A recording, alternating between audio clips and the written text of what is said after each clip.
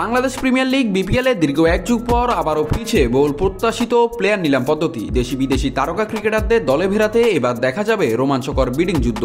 BPL governing council জানিয়েছে এবার প্রতিটি দল নির্দিষ্ট খরচ সীমার মধ্য থেকেই নিলামে অংশ নিতে পারবে। দেশি ক্রিকেটারদের ক্ষেত্রে পারিশ্রমিক নির্ধারণ করা হয়েছে বাংলাদেশি টাকায় আর বিদেশিদের ক্ষেত্রে মার্কিন ডলারে। দেশি ক্রিকেটারদের জন্য থাকছে 6টি ক্যাটাগরি এ থেকে এফ। সর্বোচ্চ পারিশ্রমিক 50 লাখ টাকা আর সর্বনিম্ন 11 লাখ টাকা। এই ক্যাটাগরির প্রতিটি বিডে 5 লাখ টাকা করে বাড়বে মূল্য, আর পরবর্তীতে ক্যাটাগরিগুলোতে ক্রমানুসারে 3 লাখ, 1 লাখ, 50,000, 30,000 এবং 20,000 করে বাড়বে টাকা। বিদেশি ক্রিকেটারদের ক্ষেত্রেও থাকছে 5টি ক্যাটাগরি এ থেকে ই। সর্বোচ্চ পারিশ্রমিক $35,000 আর সর্বনিম্ন $10,000। প্রতিটি বিডে মূল্য বাড়বে $5 থেকে $1,000 পর্যন্ত। প্রতিটি দলকে নিলাম থেকে অন্তত 13 জন দেশি ক্রিকেটার দলে নিতে হবে, আর সর্বোচ্চ 16 জন পর্যন্ত নেওয়া যাবে।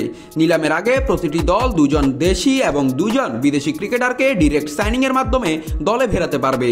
দলের স্কোয়াডে থাকবে সর্বোচ্চ 22 জন ক্রিকেটার এবং 12 জন পর্যন্ত টিম অফিসিয়াল একাদশে খেলানো যাবে।